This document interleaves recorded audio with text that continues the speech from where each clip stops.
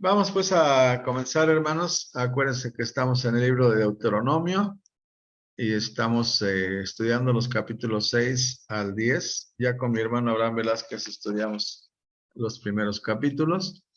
Y bueno, brevemente vamos a recordar lo que vimos la vez pasada, que hacíamos un recorrido pues muy rápido sobre lo que vamos a ir viendo, que es los subtítulos que vienen aquí en nuestro volumen, en la Biblia, que el primero es el gran mandamiento, está en el capítulo 6, exhortaciones a la obediencia, que también está en el capítulo 6, advertencias contra la idolatría de Canaán, capítulo 7, un pueblo santo para Jehová, en el capítulo 7 también, bendiciones de la obediencia, capítulo 7 también, la buena tierra que ha de poseer, capítulo 8, amonestación de no olvidar a Dios, capítulo 8, Dios destruirá las naciones de Canaán, capítulo 9, y la rebelión de Israel en Horeb, también en el capítulo 9. Nos falta poner la temática del capítulo 10, la pondremos posteriormente. Y si se acuerdan, hermanos, estábamos la sesión pasada hablando de esta oración que es el Shema, oye Israel. Y aquí la tenemos escrita, hermanos. No sé si alguno de ustedes quisiera leerla, ya sea en su Biblia o aquí de la pantalla. Bueno, mejor de su Biblia, porque aquí en la pantalla agregué algunas palabras.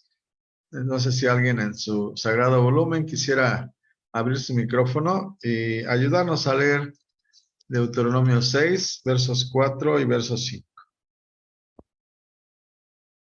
Yo, hermano, Gracias, gracias, hermana. Por favor. dice, Israel, Jehová nuestro Dios, Jehová uno es. Y amarás a Jehová tu Dios de todo tu corazón y de toda tu alma y con todas tus fuerzas. Amén. Amén. Gracias, hermana Sarita. No sabemos hebreo, hermanos. No sé, a lo mejor alguno de ustedes sí.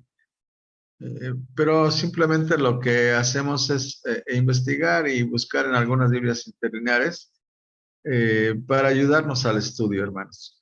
Decíamos que oye en hebreo se dice Shema y por eso es conocida esta oración como el Shema, significa oye. Y les preguntaba yo la vez pasada como que ¿a qué comparaban esta oración y qué veían en ella, además de lo que estábamos estudiando sobre los nombres de Dios? Y yo les decía que para mí es, no sé, la imagen que yo veo aquí cuando leo el Shema es la de una pareja, el Señor que llama a su pueblo y que le dice de una manera cariñosa, óyeme, óyeme, escúchame, mira lo que te voy a decir, por favor escúchame, escucha mis palabras de amor. Y que sin embargo, al estar diciendo estas palabras, eh, este mismo amoroso Señor le dice a la novia, a su pueblo, eh, cómo debe responder a este cariñoso ofrecimiento, a este cariñoso entrega que está haciendo el Señor, y dice, amarás al Señor, tu Dios, de todo tu corazón, de toda tu alma, con todas tus fuerzas. Decíamos la vez pasada, hermanos, que los nombres de Dios son muchos, pero fíjense que más que nombres son atributos como adjetivos de lo que es Dios, y algunos de ellos pues sí hacen alusión a lo que es Dios. Por ejemplo, veíamos el Elión, el Altísimo, que fue el nombre con el que se reveló a Abraham, con el que lo conocía Abraham. Y, y bueno, ustedes citaron también muchos otros como el Shaddai, Elohim, y aquí a mí lo que me llama la atención, hermanos, y por eso lo escribí así aquí en la lámina, que espero que todos estén viendo, sí la ven, ¿verdad? Muy bien. Aquí estoy poniendo entre paréntesis, cuando aquí dice Jehová, ¿cuál es el nombre que se usa en el original? Ya decíamos, acuérdense que el nombre de Dios, el problema fue que Israel se tomó literalmente lo de no tomarás el nombre de Jehová tu Dios en vano. Y no tomarás el nombre de Jehová tu Dios en vano. Bueno, al principio yo creo que se comprendió como lo comprendemos nosotros, de que no podemos hablar de Dios o decir que tenemos a Dios en nuestra vida y, y hacerlo de una manera falsa, de una manera que no sea verdadera en nuestra vida, y entonces pues estaríamos infringiendo el mandamiento, que era, en mi interpretación, hermanos, ahorita les doy la palabra, si ustedes a lo mejor lo ven diferente, pero en mi interpretación, el mandamiento de no tomarás el nombre de Jehová tu Dios en vano se refiere a eso, a que no digamos que somos hijos de Dios y no nos comportemos como hijos de Dios. Eso es tomar el nombre de Dios en vano. Pero Israel lo tomó literalmente, hermanos, y decían, no, pues para no pecar, pues mejor no lo pronunciamos. ¿Qué tal si pronuncio el nombre y yo no sé si lo estoy pronunciando en vano? Entonces mejor no lo pronuncio. Y terminaron por dejar de decir el nombre de Dios, que son 4 letras hebreas, por eso se le llama el tetragramatón, que tetra en griego es 4, y estas 4 letras, hermanos, bueno, lo que pasa es que en hebreo, bueno, muchos dicen que no hay vocales, sí hay, hermanos, pero no escritas. El hebreo se escribe principalmente con consonantes, es decir, poniéndolo en letras españolizadas, el nombre de Dios sería YHWH, ¿no? Y estas 4 letras, para que se pudieran pronunciar en hebreo, se les ponen unas rayitas o unos acentitos, de manera que estos son los que nos dicen si es ya o yo o ye o yi, ¿sí? ¿Cuál es la pronunciación de esa palabra? Y entonces, como ya no lo pronunciaban, hermanos, y solamente se escribía, pues dejó de pronunciarse. Y por eso muchos dicen que se perdió la pronunciación. Yo he hablado con algunos judíos y ellos dicen que no se ha perdido, que los maestros o los rabinos saben pronunciarlo, pero no se atreven a pronunciarlo. Y entonces, pues yo les digo, bueno, pues si no se atreven a pronunciarlo, pues entonces yo no sé si realmente lo saben pronunciar o no. Perdóname, les decía yo, pero no lo sé. No, es que tienes que confiar. Digo, pues yo no lo sé. No sé. Hasta que me dijeran cómo se pronuncia, entonces les creería yo. Y la cuestión, lo que sucedió a raíz de esto fue que, pues si ustedes preguntan cómo se pronuncia, por ejemplo, en la Biblia interlineal que yo tengo, dice que es Jehová, como en inglés, ¿no? Jehová. Nosotros en español decimos Jehová. Una vez hablé con un hermano que fue parte de la Iglesia de Dios por ahí de los 70s, 80s. Yo creo que Ivancito y algunos de ustedes lo conocieron al hermano Daniel Dávila. Hermano Daniel Dávila fue parte de la administración allá en Estados Unidos. Y era un hombre muy estudioso, hermanos, y alguna vez estuve platicando con él acerca precisamente del nombre de Dios y él me decía que, a ver, ¿cómo pronuncias el nombre de Jesús en hebreo? No pronuncias Yeshua, sino Yahshua. O sea, es otra vocal y me decía él, entonces no puedes pronunciar Jehová, sino Yahweh. Y también él decía que la Vao no se pronunciaba como V, sino se pronunciaba como W. Entonces él decía que la pronunciación más correcta probablemente fuera Yahweh. Pero bueno, poco sabemos de esto, hermanos. A lo mejor lo que me decía mi amigo judío es cierto y solamente algunos de ellos saben pronunciarlo, ¿no? Pero quise ponerlo aquí entre paréntesis, hermanos, porque acuérdense que la sesión pasada discutíamos sobre el significado, ¿no? En el Éxodo, él le declara a Moisés lo que significa su nombre, ¿no? Le dice, yo soy el que soy, o al menos eso es lo que los traductores en español pusieron, ¿no? Y bueno, creo que chequé la versión en inglés y también dice lo mismo, ¿no? Yo soy el que soy. Eh,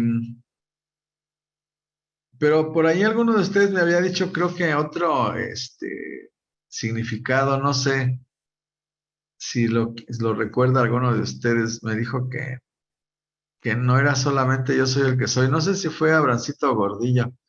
Creo que está por aquí mi hermano, ¿no? Sí, Dani, aquí ando. Sí, Abrancito, fuiste tú el que comentaste, creo que había otro significado, ¿no? No, sobre Yahvé, ¿no? Ajá. Shaddai que te comenté. Ah, fue sobre el Shaddai. ¿Qué decías, Abrancito, sobre el Shaddai? Bueno, que algunas alternativas de significado por sus raíces significa montaña, entonces se decía que era Ajá. El dios de la montaña, ¿verdad? fue lo que comenté, Dani. Sí, sí, muchas gracias, Abrancito. Sí, sí, sí. Dani, perdóname. Adelante, Becky. Decía que era primero y único. Ah, tú fuiste la que comentaste, creo, ¿verdad, Becky? Sobre Jehová, el que es, y ella decía que también se puede traducir como el primero y único. Bueno, aquí dice, oye, Israel, Yahweh, Elohim, Yahweh, uno es decir, hermanos, que les hacía yo el hincapié de que en esta oración, en este oye Israel, en esta demanda de Dios, aparece dos de sus nombres, ¿no? Aparece Jehová y aparece Elohim, ¿sí? Y se acuerdan también que decíamos que, bueno, Elohim es un plural. Si ustedes le preguntan a un judío, el judío les va a dar una explicación, le preguntan a un no judío, les va a dar otra. Por ejemplo, si le preguntan a ustedes a un sacerdote católico, les va a decir que Elohim es plural porque ahí estaba la Trinidad, ¿no? El Padre, el Hijo y el Espíritu Santo. Porque Elohim es plural, es realmente dioses. Pero si le preguntan ustedes bueno, a un cristiano también probablemente les diga lo mismo, ¿no? O de menos les va a decir que ahí estaba Jesús con él. Es decir, fíjense que esta es la postura que yo he escuchado mucho en la iglesia, de que aquí Dios está hablando con Jesús. No sé cuál es su opinión o su creencia acerca de esto, hermanos. Cuando dice en el Génesis y que es la primera vez que se pronuncia y escribe Elohim, dice, hagamos al hombre a nuestra imagen, conforme a nuestra semejanza, ¿verdad? Abrancito Gordillo, adelante, mi hermano. Sí, gracias, Dani. Un comentario ahí adicional sobre Elohim, Elohim, porque he leído por ahí que Varias pronunciaciones, sí. varias pronunciaciones, ¿no? Eh, bueno, en una, no recuerdo, perdón, ahorita que divague un poco, pero es la obra de un rabino, y el rabino decía que era el plural majestático, Majestático. y que tú mencionabas. Y, por ejemplo, cuando dice hagamos al hombre, o cuando dice bajemos y confundamos, esas pluralidades, porque dice y dijo Dios, hagamos al hombre, y dijo Dios, bajemos y confundamos. Por ejemplo, esos dos ejemplos. Dice, no, es que es el plural majestático, que uno de sus significados es que Dios está platicando consigo mismo. Se dice como cualquiera de nosotros, se dice a sí mismo. Ellos la pluralidad, pues como tú nos mencionabas la vez pasada, ellos no la aceptan. Y le dan o yo creo que es una de varias explicaciones, ¿no? Y a lo mejor tienen razón en alguna parte, ¿no? Vamos a decir así, porque ellos lo que están haciendo ahí es interpretando, ¿no? Ya están, como dicen los expertos, están teologizando, ¿no? El concepto, porque ya ves cuando el rey David dice por ahí, dice, ay, perdón, se me va la letra exacta, dice, bendice alma mía a Jehová. Y dice, bueno, ¿qué está haciendo David? Dice, platicando consigo mismo, se está diciendo a sí mismo algo que, vamos a decir así, se tiene que hacer. Y sí es cierto en ese sentido, porque nosotros nos platicamos a veces a nosotros mismos, ¿no? Yo cuando me equivoco digo, y qué torpe eres, ¿no? Y digo, bueno, que sí, vamos, a lo mejor alguien se dice qué bonito soy, ¿no?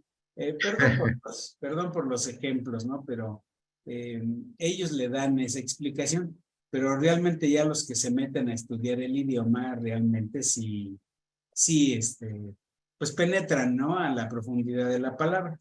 Era un comentario. Claro. No, muchas gracias, Orancita. Sí, algo que ellos también dicen para corroborar lo que dice mi hermano Abraham Gordillo, es que dicen, es que si fueran varias personas, no hubiera dicho, y dijo Dios, sino hubiera dicho, y dijeron los dioses, ¿no? Es decir, usaría el plural también en el verbo decir, pero ahí lo usan singular y después cambia al plural majestático, que bueno, como decíamos la vez pasada, ellos dicen que es un plural en el que se reúne todo el poder, ¿no? Y que bueno, es como cuando nosotros decimos que es precisamente aquí, amarás al Señor tu Dios de todo tu corazón, de toda tu alma y con todas tus fuerzas. Aquí no dice que nosotros seamos tres personas, sino que somos una sola persona con diferentes poderes, ¿no? O atributos o asientos de nuestras emociones, pensamientos o poder.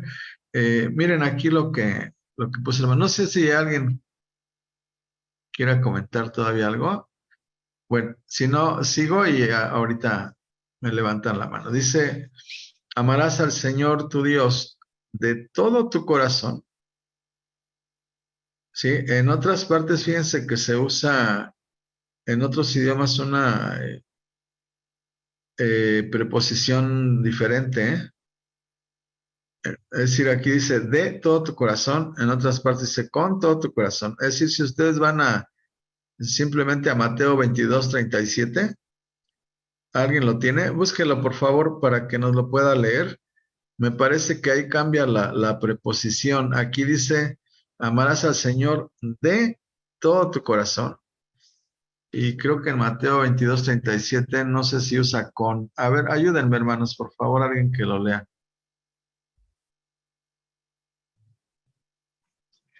Creo que sí es verdad, Mateo 22:37. Cuando le preguntan a Jesús cuál es el gran mandamiento. Sí, aquí dice con todo tu corazón y con toda tu alma. Ah, muy bien, hermanos, ahí está, muchas gracias. Sí, cambia la preposición. Yo no sé si a ustedes esto les cause ruido, a mí no me lo causa, hermanos. Yo veo que simplemente son formas de hablar, ¿no? Es decir, no quisiera que aquí nos metiéramos a un análisis lingüístico, ni mucho menos, sino que son formas de hablar.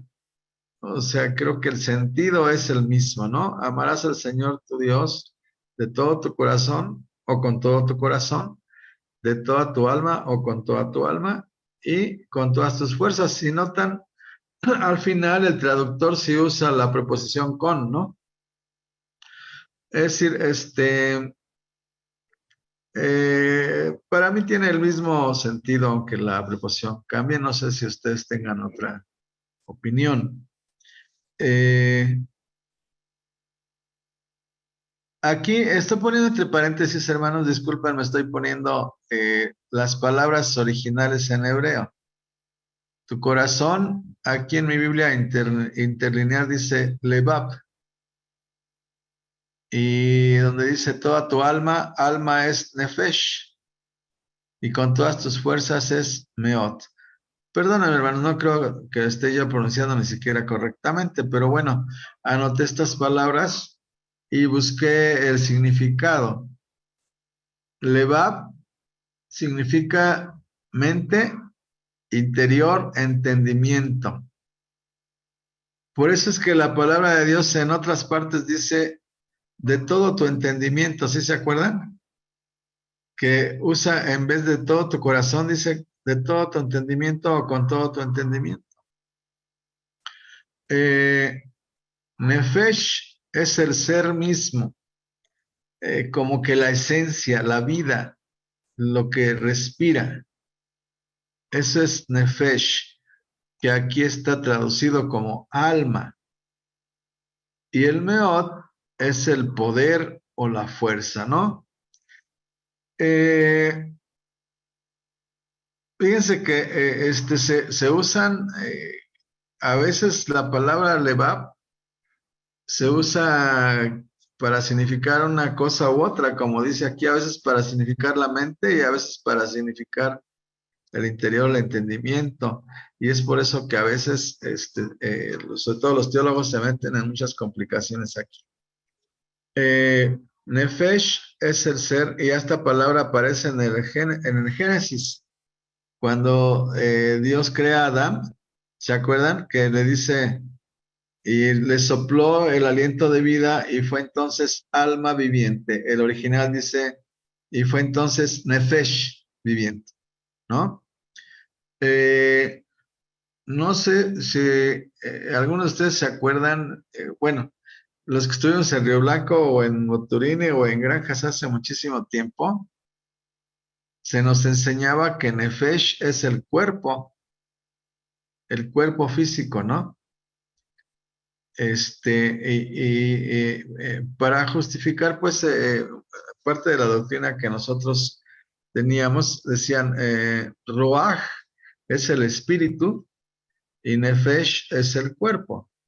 Y entonces, para que el cuerpo viviera, Dios le dio Ruach, le dio el aliento, el espíritu. Y esto para cuando estudiábamos esto de que las personas no se van al cielo, ¿no? Como muchos creen que el espíritu, acuérdense, ¿se acuerdan lo que dice en Eclesiastés? Dice, y el espíritu vuelve a Dios que lo da.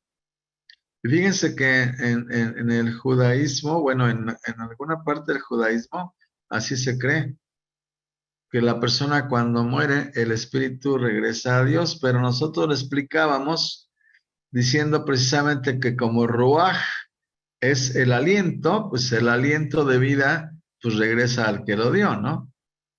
Pero no quiere decir que el aliento sea algo consciente, y ahí se entra una discusión tremenda, porque dicen, bueno, el que puso el aliento en el ser humano fue Dios, ¿no, hermanos? ¿Se acuerdan?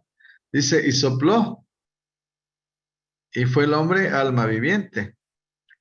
Entonces, si el que sopló fue Dios, pues el aliento de Dios, dicen los que están por esta cuestión de que el espíritu es consciente, dicen, pues es que el espíritu de Dios no puede ser inconsciente, tiene que ser consciente. Y entonces el aliento de Dios es algo consciente. Y bueno, nosotros la postura que hemos tomado es que el espíritu es el aliento de vida y no la persona consciente. Fíjense que a mí me llama mucho la atención que, bueno, yo creo que algunos de ustedes saben que parte de mi familia se fue al judaísmo, y cuando murió mi tío Baltasar, me pidieron a mí que pues hiciera una oración. Y bueno, pues ustedes saben, cuando oramos y ya es en un funeral, pues generalmente hacemos alusión a la resurrección, a que el Señor es el que evalúa a la persona y el Señor es el que tiene la última palabra, y que pues, lo que deseamos la gente que amamos al ser querido es que el Señor le levante y esté en el día de la resurrección. Y me llamó mucho la atención que cuando terminé de orar, mi prima me tomó la palabra y me dijo, no solo a mí, sino a todos los que estábamos ahí, bueno, eh, cada quien tiene sus creencias con respecto a esto, y yo creo que el espíritu de mi padre ya está con el Señor. Y la verdad, yo no sabía, hermanos, de esta creencia que ellos tienen, y todo a raíz de el análisis que se hace de estas palabras que aparecen aquí. Y amarás al Señor tu Dios de todo tu corazón, Levab, de toda tu alma, Nefesh, y con todas tus fuerzas, Meot. Y no sé, me gustaría escuchar su opinión. Mi opinión aquí, hermanos, es que esta declaración o petición del Señor no tiene mayor complicación, simplemente está diciendo que con todo tu ser, con todo lo que tú eres, debes de amar a Dios, ¿no? Y también me da esta idea, hermanos, de que el amor es algo integral, ¿no? Es decir, que en estos tiempos en los que la palabra amor se usa de una manera tan ligera, fíjense que a veces hasta me incomoda que alguien lea primero a los Corintios 13 y use la palabra amor. No por lo que dice ahí, hermanos, al contrario, sino porque me parece que ahora la palabra amor, aún en el mundo cristiano, se toma como que muy a la ligera, ¿no? Es el amor que vemos en las telenovelas, ¿no? Donde alguien volteó y se enamoró, y al rato leemos o escuchamos en la televisión o vemos en la televisión. Estaba yo riéndome con Mimi de este muchacho, que me perdone, ¿verdad? Pero me da mucha risa sus maneras de ser de los artistas, ¿no? Que estaba enamoradísimo de Belinda, ¿no? Y Nodal, creo que se llama este muchacho, ¿no? Nodal. Bueno, lo terminó la muchacha y era tanto su amor, bueno, eso decían los medios, que el muchacho se hizo unos tatuajes en la cara. Yo creo que si ustedes, los que lo conozcan y lo hayan visto en la tele, qué barbaridad, o sea, se destrozó el rostro, hermanos, porque se puso una raya aquí, otra raya aquí, lágrimas acá, y no sé qué tanto se puso del dolor que sentía de que la persona amada lo dejara. Bueno, creo que eso tiene menos de un año, y ahorita estoy viendo que el muchacho ya está enamorado, y me dio mucha risa que una de las comentaristas de espectáculos, que me parece que son gente muy ligera, dijo, creo que ahora sí está muy enamorado. De veras ama a esta persona. Y yo digo, ay, caray, ¿en qué ha quedado el concepto de amor, no? O sea, el amor parece ser una cuestión simplemente pasajera, una cuestión que está nada más en la vista y no sé si decir, en lo sexual de la persona, y eso es todo, ¿no?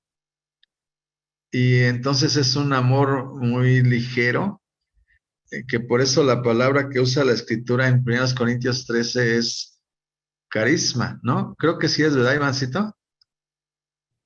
Ajá, y que la palabra griega significa mucho más, igual que aquí, en la palabra hebrea, ¿no? De amarás al Señor tu Dios. Eh, Aquí el amor es algo integral, es algo que se queda como un sello, como dice en el Eclesiastés, como que la persona queda con un sello interior que no es borrable, y que la persona que ama escucha a la otra persona, como dice aquí el Señor, oye Israel, eh, entiende a la otra persona, está ligado mentalmente, emocionalmente y físicamente a la otra persona. Es decir, el amor que la Biblia pregona y el que se halla aquí escrito en Deuteronomio y del que nos habla el Señor Jesús es un amor integral, un amor total, un amor perenne, un amor que no es una sensación, no es una percepción, hermanos, sino es algo que está totalmente impregnado en la persona, y que la persona ya no puede deshacerse de eso, de lo que está impregnado, porque está ligado totalmente a la otra persona. No sé, hermanos, si me estoy explicando, pero me gustaría, si alguno tiene algún comentario, lo hicieran sobre la manera en que tenemos que amar.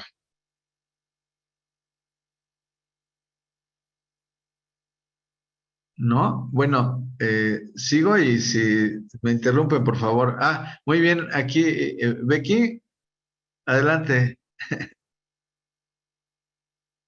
Sí, Dani, a mí también me impresiona mucho cómo Dios les da, no sé, esta recomendación o no sé cómo decirlo, cuando les dice llamarás a Jehová, porque Él sabía lo frágiles que somos como seres humanos para mantenernos firmes. Los conocía tanto que sabía que era tan fácil que ellos se inclinaran a otros dioses, porque ya todo lo que ya hemos estudiado anteriormente nos lleva a cómo es el ser humano. Y Dios conocía perfectamente a su pueblo, sabía que con una facilidad se les olvidaba todas las maravillas y grandezas que Dios había hecho en la vida de ellos. Y por eso les da, no sé si es una orden, no sé cómo verlo, una recomendación cuando les dice, y amarás a Jehová tu Dios con todo tu corazón, con todo lo que tú eres, completito. Así, con todo, tienes que amar a Dios por sobre todas las cosas. Era eso, Dani, gracias. No, muchas gracias, Becky. Sí, hermanos. No sé, fíjense que por eso la recomendación que viene después, ¿no? Probablemente porque, como dice Becky, pues Dios sabe de la fragilidad humana, y entonces como que quiso Él decir, les voy a decir cómo pueden aprender a amarme como yo quiero que me amen. Eh, a- Abracito Velázquez, adelante, mi hermano. Qué bueno que vas a participar. Adelante. ¿Cómo estás, Dani? Pasa a ti, pasa a todos, Pasa a ti, mi hermanos. hermana. Oye, Dani, lo que estás diciendo es muy interesante y yo me he llevado varias sorpresas con respecto al tema del Shema. Por ejemplo, una de ellas, tengo una amiga judía. Los judíos son muy específicos en sus oraciones y el Shema normalmente se dice 2 veces al día y ya, bueno, hay algunos que lo dicen una tercera vez, ¿no? Antes de acostarse y tiene un atributo diferente, pero las creencias son muy diversas. En primera, las mujeres están exentas de ciertas oraciones, incluidas el Shema. Las mujeres no pueden decir el Shema como tal. Entonces ese amor a Dios no lo pueden manifestar como un hombre. La otra es el Shema, que tiene otro término porque no me lo aprendí, porque no hablo hebreo, pero hay una oración, una plegaria que se inicia con el Shema antes de dormirse, y ahí es porque algunos judíos creen que cuando tú te duermes, tu alma se desprende, va al cielo a rendir cuentas de lo que hiciste en el día. Y ya cuando despiertas, vuelves a repetir la oración matutina y es porque pues, pudiste despertar, ¿no? Pero es muy curioso que ese amor a Dios no incluye a la mujer. O sea, prácticamente como que la mujer no puede amar a Dios, está exenta de amarlo, ¿no? Y después es que el alma de ellos rinde cuentas cuando duerme, ¿no? Adicional a muchas otras creencias en que sí creen en la resurrección, pero creen también en la reencarnación y andan con una situación muy confusa porque, con todo respeto para los judíos, a veces yo creo que ni ellos entienden, ¿no? Pero es muy complicado y también es muy complicado entenderlos porque son muy herméticos. Ellos no Claro. hacen muchas explicaciones de esto, entonces las interpretaciones de los rabinos tienes que buscar a alguien que te las interprete o te las explique porque lo lees tú como cualquier persona y puedes entender algo que ellos realmente no quieren decir, ¿no? Está complicado, Sí, sí. pero sí es un tema delicado, ¿no? Claro. Gracias. No, al contrario, Dancito. Sí, es muy interesante todo esto, hermanos. Yo creo que hay por ahí muchos estudios acerca de lo que menciona mi hermano Abraham, sobre todo en el sentido de cómo fue que se transformó el pueblo judío, o más bien cómo fue que se conservó como una cultura machista, ¿no? Porque esa es la verdad, hermanos, son una cultura muy machista y que excluyen muchísimo al agua. Eh, Cuestión que el Señor Jesús pues vino a rescatar, a rescatar, porque ellos como que querían justificar con la Torah, pero no hay justificación, hermanos. Fue simplemente una interpretación que ellos hicieron a raíz del el contexto cultural en el que fueron viviendo. Mi hermano Adam, adelante, mi hermano, por favor. Y luego mi hermano Iván. Sí, yo quería comentar, Dani, que en Marcos dice con respecto a cuando el Señor menciona cómo amar a Dios, dice con todo tu corazón, con toda tu alma, con toda tu mente y con todas tus fuerzas, ¿sí? Ujú. O sea que ahí son 4 elementos, ¿no? Y Mateo menciona nada más corazón, alma y mente, ¿sí? Ujú. Bueno, yo estaba, hay por ahí un video de un rabino judío y él explica que Levav es plural, ¿sí? Es cierto Ah, también lo que tú corazones, mencionas, ¿no? ajá, Ujú. Sí, que sí. está precedido de un singular, ¿no? Ujú. Pero él menciona que es plural y que se refiere a ese plural como Levav, tal como conocemos el corazón, ¿no? O sea, lo que siempre hemos entendido por corazón y el otra parte de lo que es corazón es la mente, como tú mencionabas, ¿no? Como ahí estás escribiendo, ¿sí? Entonces él explica que por eso es plural ahí, ¿sí? Y concuerda con lo que dice Marcos, ¿no? Que él menciona los 4 elementos. Sí, esto no quiere decir que no hay ninguna contradicción con Mateo, ¿no? Claro. Pero él menciona, ¿no? Que sí, ahí están los 4 elementos. Y otra cosa que él menciona es que el amar a Dios es como resultado de conocer, ¿sí? Que Jehová es Dios y que es uno, ¿sí? Entonces él, porque dice que no es plural, no es imperativa la frase y amarás, sino es como resultado, ¿sí? Del hecho de conocer a Dios, a Jehová, que es Dios y que es uno, ¿sí? Entonces lo que explica, a mí se me olvida luego apuntar los enlaces, pero bueno, si Puede en buscar algo en YouTube, lo ¿no? vuelvo a buscar y se los paso, ¿no? A ver, Por favor, para que Adancito. ustedes lo revisen. Sí, Dani. Sí, por Bueno, favor, es el muchas comentario. gracias. No, Sí, muchas gracias. gracias. Lo que está comentando mi hermano Dan es muy importante. Fíjense que a veces no tomamos en cuenta el orden en el que están escritas las palabras en nuestro libro, en el libro de Dios. Eh, Antes de decir el mandamiento, se dice, oye Israel, Jehová nuestro Dios, Jehová uno es. Es decir, aquí está la parte que menciona mi hermano Adán. Primero tienes que comprender quién es Dios, cómo es Dios, qué es Dios. Para poder amar a Dios, que es lo que sigue, primero tienes que escuchar, poner atención, oír con el entendimiento, abrir el entendimiento para conocer a Dios, saber quién es Dios, cómo es Dios, qué es Dios y qué quiere Dios de mí. Adelante, Ivancito, por favor.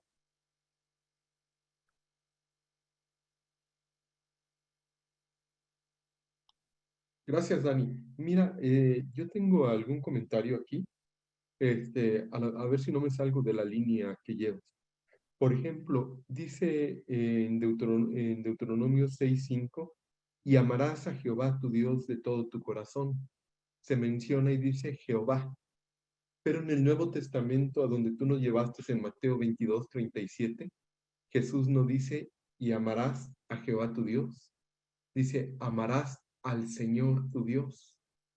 Entonces, aquí, porque estábamos viendo los nombres de Dios y tú lo mencionaste desde el principio, ¿no? Estábamos con Elohim, estábamos con el Shaddai, eh, pero siempre me ha surgido y apenas estaba yo meditando en eso. ¿Por qué Cristo Jesús no dice Jehová? Y me puse a investigar, a ver qué literatura podíamos encontrar de esto. Y algunos dicen que porque Jesucristo lo que está tratando de decir cuando dice Padre es un Dios de gracia y un Dios de misericordia. Pero, y también hay algunas contradicciones, porque entonces vemos que Jehová, permítanmelo decir en esta noche así, permitía la poligamia. Y en el Nuevo Testamento, lo que es el Padre ya no lo permite, ya nada más es una sola mujer. Entonces estaba yo analizando esto, que en el Antiguo Testamento hubo mucha muerte, hubo mucha guerra, y en el Nuevo Testamento es otra visión la que se tiene. Entonces me llama mucho la atención, no sé si hay algún comentario, Dani, pero yo veo que aquí dice, oye Israel, Jehová nuestro Dios, y amarás a Jehová, ¿no? Pero en el Nuevo Testamento ya dice el Señor tu Dios, y Jesús siempre se refiere al Padre como Padre, no como Jehová. Muy Y bien. todo eso lo estuve viendo en base a lo que tú has comentado. No, muy bien, Ivancito. No sé si alguien tenga un comentario. Eh, puede ser también, Ivancito, que el nombre de Dios se dejó de pronunciar también, ¿no? Sí, lo que tú dices me parece muy importante y además, pues, bueno, creo que está muy vinculado con la forma de ser de Jesús, ¿no? Y con sus enseñanzas. Pero también Si se acuerdan, en muchas partes de la escritura, y sobre todo nos dicen los estudiosos que en el lenguaje oral ya nadie usaba el nombre de Dios. Se decía Adonai, ¿no? El Señor. Y realmente la traducción en griego es el equivalente a Adonai, que es Kyrios, que es el Señor, ¿no? Que eso es lo que dice aquí en Mateo 22:37. Dice, amarás, es decir, agapao al Señor Kyrios, tu Dios, Teos, es decir, ya se usa, para hablar de Dios ya no se usa Elohim, sino Teos, que era la palabra griega para decir Dios, ¿no? Y Señor, que es Kyrios, que es el equivalente a Adonai, que era la persona que estaba, bueno, vino de que el Señor de la casa era el Kyrios, y de ahí se puso, la palabra se amplió su significado a alguien que estaba en autoridad, como era el rey, y de ahí pues más arriba hacia Dios, ¿no? Tenemos aquí la participación de Abraham Gordillo y luego de Betty. Adelante, Abraham, por favor. Sí, Dani, gracias. Fíjate que, bueno, a lo mejor no tenemos la respuesta exacta, o bueno, esa es quizá mi expectativa, pero yo creo que los comentarios que se están dando son las alternativas que tenemos de la interpretación, pues, de ese texto en particular. Fíjate que parte del contexto, quisiera comentarlo ahí brevemente. Si recordamos esta parte de la escritura, posiblemente fue escrita, dicen, en la época de Josías, ¿no? Dicen por ahí algunos expertos, es decir, muchos años después. Pero eso no significa que esta parte pudo haber sido rescatada en la tradición de algo que ya se sabía de mucho tiempo atrás. Y a lo mejor eso tiene un poco de sentido o mucho de sentido, porque decíamos que cuando Israel salió de Egipto, tiene que buscar una identidad propia. Nuestro Dios trata de formar una cultura global, en donde, como tú comentabas, yo en eso pues también estoy convencido de que nuestro Dios trata amorosamente, de alguna manera, de darle sentido a esa nueva identidad.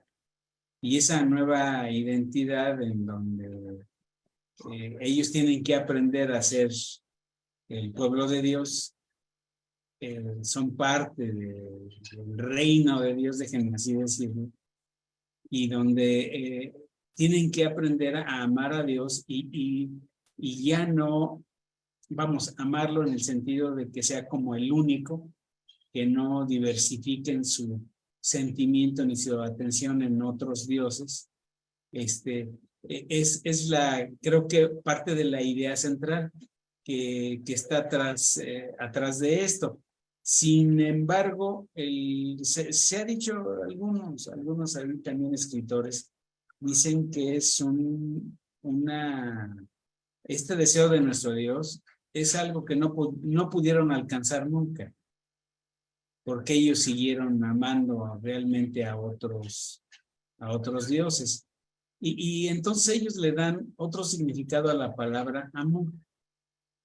Quizá nosotros, el término amor del cual se está platicando, está ya muy matizado por la interpretación que le damos a esta parte de la escritura, basándonos en la enseñanza del Nuevo Testamento. Pero que en el Antiguo Testamento no tendría necesariamente el mismo significado ni la misma connotación. Aquí, inclusive hasta el Señor Jesucristo, ¿no? Dice, el que me ama, lo dice en Juan, ¿no? El que me ama, dice, guardará mis mandamientos.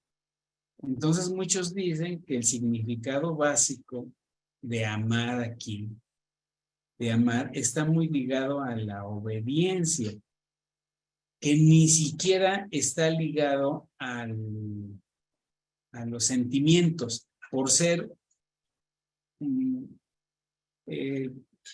una invitación, como tú nos decías, amorosa del pueblo, hacia el pueblo, para que obedezca y vaya formando identidad. No, nuestro Dios no le está exigiendo sentimientos atrás de la palabra amor. Insisto, ya cuando le damos un complemento más grande, más amplio, es porque ya lo interpretamos a la luz del Nuevo Testamento. Y entonces aquí la palabra amor, insisto, también es una posición, está ligado simplemente a la obediencia. Y ni siquiera eso lograron aquellas gentes alcanzar. Entonces no podían alcanzar un concepto más amplio de lo que era la palabra amor. Entonces sí hay por ahí pues todo esto, ¿no? Fíjate que ya para la época, por ejemplo, ahorita por lo que tienes aquí en la lámina, para la época de Salomón, creo que la comprensión ya de amor ya se amplía más. Ya hay una concepción más amplia, en donde sí se asocian los sentimientos, pero que al principio no fue así. Pero bueno, es una opinión más que por ahí luego nos dan. Ojalá sirva de algo, Dani, gracias. No, claro que sí. Fíjense que es muy interesante lo que nos comenta nuestro hermano, porque también algunos comentan que Dios quería que en la obediencia a Él se aprendiera a amarlo. Es decir, en comprobar que los mandamientos eran buenos, pues, para la vida, ¿no? Es decir, que la persona al estar obedeciendo se diera cuenta de la bendición que ya había en obedecer esos mandamientos y que a través de esa obediencia se fue desarrollando, como está marcando mi hermano, el concepto que fue evolucionando hasta ser integral. Es decir, ok, ya entendí. Primero obedecí, pero al ir obedeciendo fui entendiendo que los mandamientos eran buenos. Y si los mandamientos son buenos y vienen de Dios, quiere decir que eres la fuente del bien, la fuente de toda bondad. Y entonces eso fue desarrollando también el involucrar los pensamientos, las emociones, es decir, ya una forma de amor más integral, como estaba diciéndonos Abracito en la evolución de este concepto. No sé si había otra mano levantada. Betty. Sí, yo considero esto o lo veo de esta manera. Dios, Él quería que fuera nada más único Dios, porque en ese tiempo había muchos dioses que los judíos tenían. Bueno, ya se habían ellos acercado a otros dioses. Entonces, en esas palabras, Él enfatiza mucho, y es lo que se le llama el Shema, oye Israel, ¿sí? Entonces Dios les dice, óyeme pueblo mío, escucha mi Israel, yo soy tu Dios, ¿sí? Y me amarás con todo tu corazón, con todas tus fuerzas, con todo. Se los dice en Deuteronomio 6, del 4 al 9, que estamos viendo.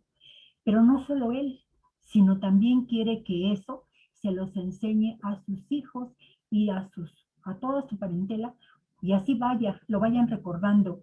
Y lo recuerdan en 3 oraciones que yo les puse, en la mañana, en la tarde y en la noche. Son 3 oraciones que ellos le repiten, ¿sí? ¿Para qué? Y dice, y guárdalas en tu corazón, para que no te olvides de mí. Nunca te puedes olvidar de mí. Tienes que recordarme tarde, mañana y noche. O sea, nosotros tenemos que recordar a Dios en todo momento, ¿sí? En toda nuestra vida, a lo largo de nuestra vida, y tenemos ahí una promesa, ¿sí? Que si nosotros lo hacemos, ahí describe Dios, también viviremos largos días. Entonces, aparte de que Dios nos pide ese amor, y ese amor íntegro, Él no quiere compartirlo con nadie. Él quiere el amor completo para Él, ¿sí? Y les puse las oraciones como se llaman en la mañana, en la tarde y en la noche en el chat. Ahí las puse. Eran 3 oraciones que ellos repetían. Y las 3 oraciones se llaman Amadai, juntas.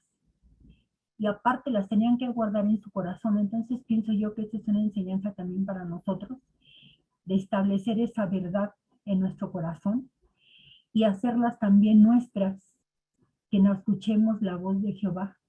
Dios uno es y nada más amarás a tu Dios de todo tu corazón, con toda tu alma y con todas tus fuerzas. No debemos, escatimar nada, todo completito, ¿sí? Para mí ese es el Shema, oye Israel, a Jehová tu Dios. Ese es mi comentario. Gracias. Muchas gracias, Betty. Fíjense que lo que están diciendo mi hermana Betty y mi hermano Abraham Gordillo, no sé si se han fijado, hermanos, lo que rodea al Shema. O sea, ¿qué texto está antes y qué texto está después? ¿Qué versos están antes y qué versos están después? Fíjense lo que dice Deuteronomio 6:1.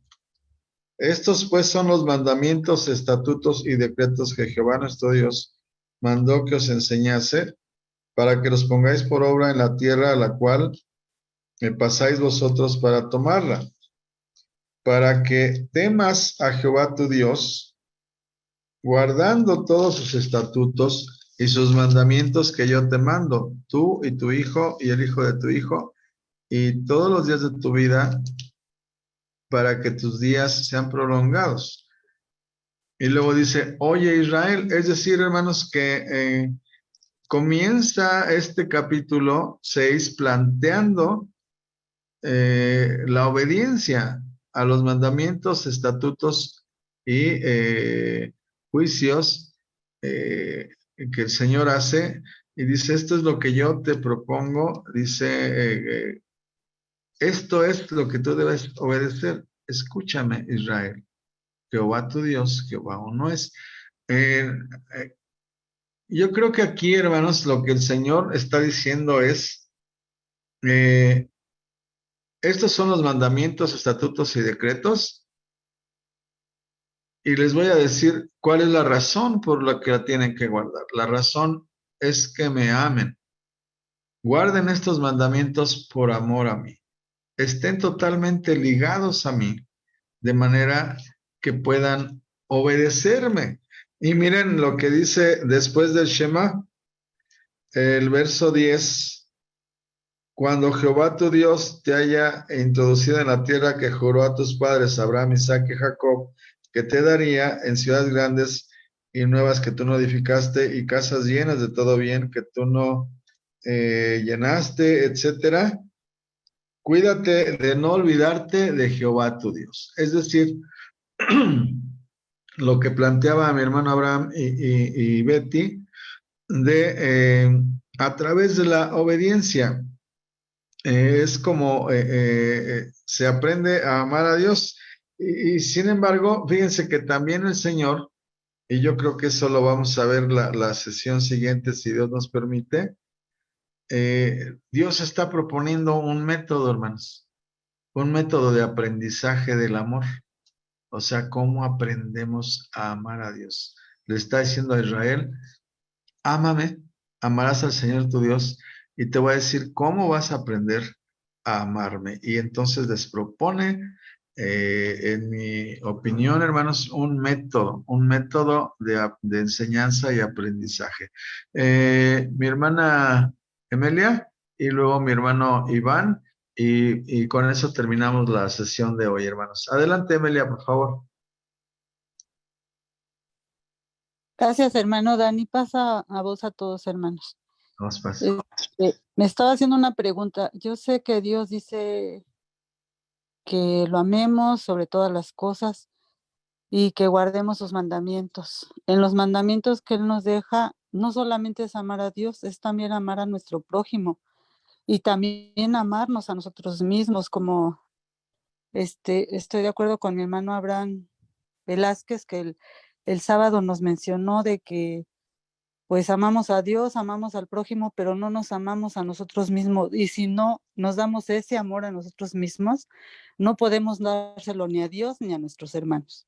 Entonces yo creo ahorita lo analizamos ya después de ver todo la historia de Israel, pero yo creo que desde que el Señor nombró los 10 mandamientos, está implícito ese amor para el prójimo y para mí.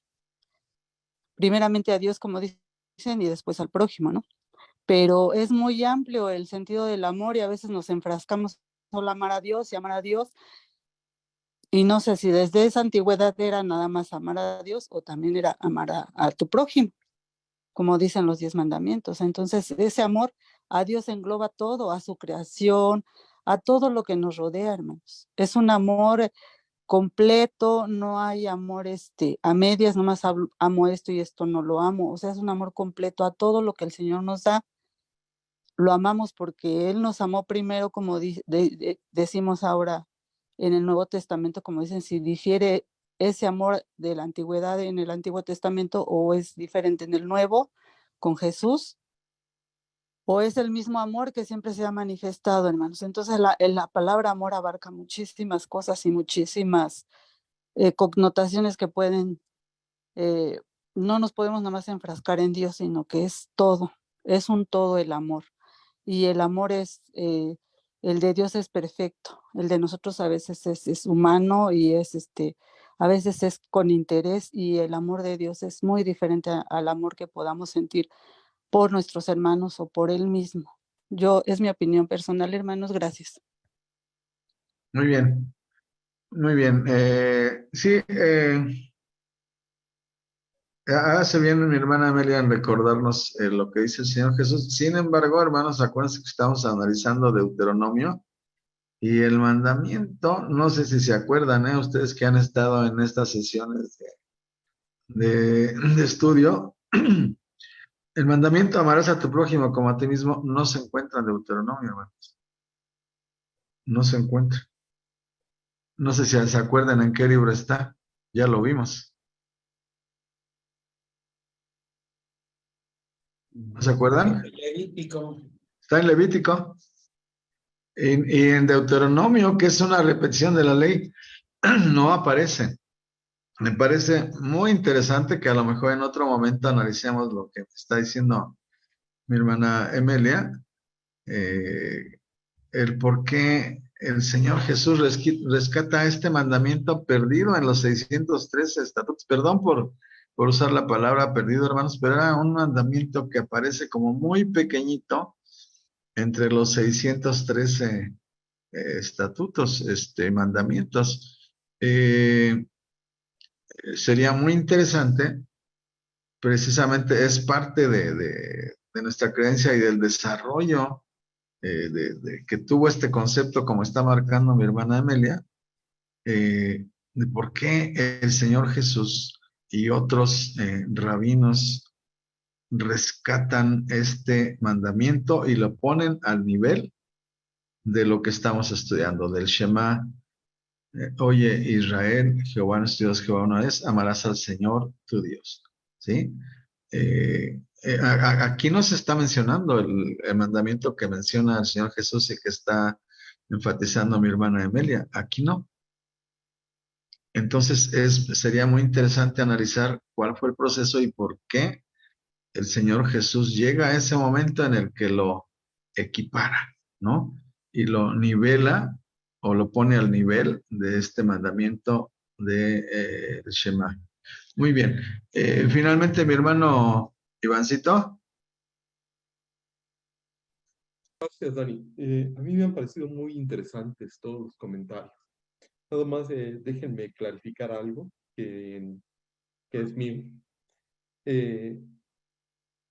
Guardar para amar, guardar los mandamientos para amar, Me parece que es muy diferente a decir, porque amo, guardo los mandamientos. Cuando uno los guarda para amar a Dios, yo creo que nos desviamos y caemos en el sentido de méritos delante del Señor. Y yo creo que cuando lo amamos y lo vamos conociendo, vamos teniendo contacto con Él, vamos intimando, entonces entendemos que tenemos que ser como Jesús, y Jesús guardó los mandamientos. Entonces debemos de tener cuidado porque esto siempre le va a dar el sentido a nuestra vida cristiana. Precisamente Israel, a mi parecer, Israel, voy a llamarlo así, se equivocó en ese sentido. Y ellos guardaban los mandamientos porque ellos sentían que de esa manera amaban al Señor. Y entonces esto perdió el camino. Y yo entiendo, y a la fecha sigo interpretando a Mateo 11:28, cuando Jesús dice, venid a mí todos los que estáis cargados y cansados. Es porque los hombres de aquel entonces, los líderes de aquel entonces, habían cargado al pueblo. Incluso Jesús dice, ponen cargas que ni ustedes mismos pueden cargar. Es por la manera y la visualización de ver las cosas en este sentido. Entonces debemos de tener bien claro, amamos al Señor y guardamos todo lo que Él ha establecido. No al revés, los guardamos para conocerle a Él. Me parece que es un juego de palabras que debemos de tener bien claro. Gracias, Dani. Sí, sí, sí. No, muchas gracias a ti, Ivancito. Es muy interesante todas estas posturas, pero fíjense que, bueno, la siguiente sesión, tal vez el mismo libro y el tema que estamos viendo nos vayan aclarando, porque lo que yo veo aquí en el libro es que Dios está proponiendo un método educativo, de manera que aprendamos a amarlo, ¿no? O sea, ¿cuál es el camino? ¿Cómo es que aprendemos a amar a Dios? Porque fíjense que, sí, yo también he analizado mucho esta postura de la que habla mi hermano Iván, y estoy de acuerdo con él. Obedecemos porque amamos a Dios y no amamos porque obedecemos, ¿verdad? Creo que es la postura que él nos está planteando. Y yo estoy de acuerdo con esa postura. Sin embargo, ¿cómo aprendemos a amar a Dios? Pues, es decir, o ya es algo dado, es decir, es algo que ya simplemente nos acercamos y decimos, pues yo ya le amo, o el amor se va creando, se va construyendo, se va aprendiendo, ¿no? Es decir, una es el amor que ya está dado y otra es el aprender a amar. Y en mi opinión, hermanos, por supuesto lo vamos a ver más ampliamente en la siguiente sesión. Espero que les interese el tema, me parece muy interesante. A mí me da la idea de que Dios está planteando aquí mismo una metodología, un método, una forma de cómo aprender a amar. Es decir, el ir introyectando los porqués, ¿no? Es decir, fíjense que una vez escuché un título de una canción, me pareció muy interesante, decía, una razón para amarte. Por supuesto era una canción romántica, ¿no? Pero me llamó mucho la atención el título, porque aparte la canción decía, la razón para amarte es que te amo. O sea, yo decía, no, pues esas no tiene mucho sentido, ¿no? Como que la razón para amar es que te amo. No. O sea, yo escuché con atención la canción, dije, a lo mejor aquí me dice, ¿por qué el título, no? ¿Por qué una razón para amar? Y creo que amamos cuando entendemos y cuando razonamos y cuando finalmente comprendemos. Y entonces creo que lo que Dios propone en esta metodología que está aquí mismo en el Shema es una forma de llevarnos a ese amor a Él, ¿no? Y sí, a partir de ahí, como dice mi hermano Iván, una vez que aprendemos a amarle, hermanos, yo creo que por eso el Señor Jesús dijo, pues, mi yugo es fácil y ligera mi carga. ¿Por qué? Porque cuando ya amamos, obedecer a Dios es fácil, hermanos. Se vuelve fácil, ¿no? Es decir, cuando amamos a alguien, se vuelve fácil hacer las cosas que esa persona nos pide que hagamos. Adancito, por favor, y terminamos. Perdón, mis hermanos.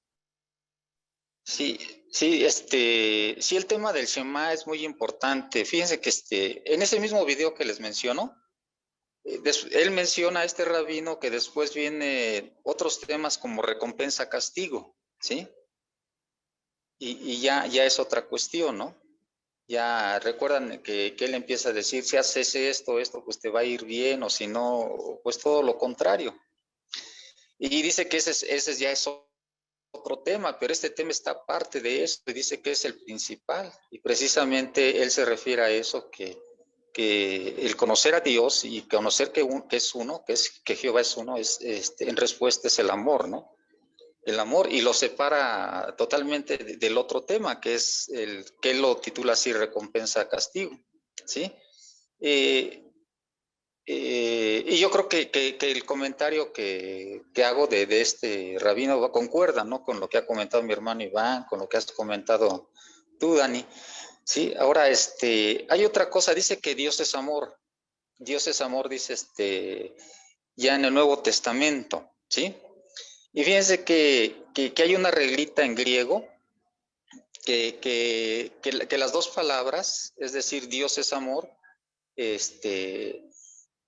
no lleva artículo los dos, solamente una, y esa regla nos indica que no puedes voltear la frase al revés, o sea, no se puede decir gramaticalmente en esa frase que el amor es Dios, ¿sí? Entonces esto nos explica que no todo lo que se llama amor, no todo lo que decimos que es amor es Dios, sino es especial, o sea, Dios es amor. Y también encontré por ahí otra interpretación también de que el término hebreo referente al amor, su raíz es dar, ¿sí? Dar, y dice que la palabra se transliteró a lo que es el ágape, lo que conocemos como es el ágape, porque se mencionan en griego 4 formas de amor, ¿no? Que es el ágape, el eros, el estronge y el filos, ¿sí? El estronge está muy relacionado con el filos, pero se refiere más especialmente hacia el amor familiar, hacia los familiares. Pero con respecto al ágape, es el que más viene con respecto a la concepción judía de lo que es el amor, ¿no? De la antigüedad, el ágape. Entonces, bueno, ese es el comentario. Vuelvo a repetir que la raíz es dar, y en esto es el hecho de decir que el amor de Dios es unidireccional, en el sentido de que Dios ama, ¿no? Dios ama y da todo, ¿sí?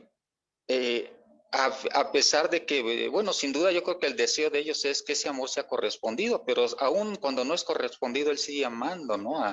Al mundo, así dice, de tal manera amó Dios al mundo. Entonces, es el amor ágape, ¿no? Y algunos interpretan, algunos dicen que hasta en el matrimonio eso sería lo más conveniente, o sea, que la persona ame a su mujer, ¿no? Ame a su compañera, y a pesar, ¿no? De que a lo mejor no reciba, ¿no? Que lo ideal es que la mujer también lo ame de la misma manera, ¿no?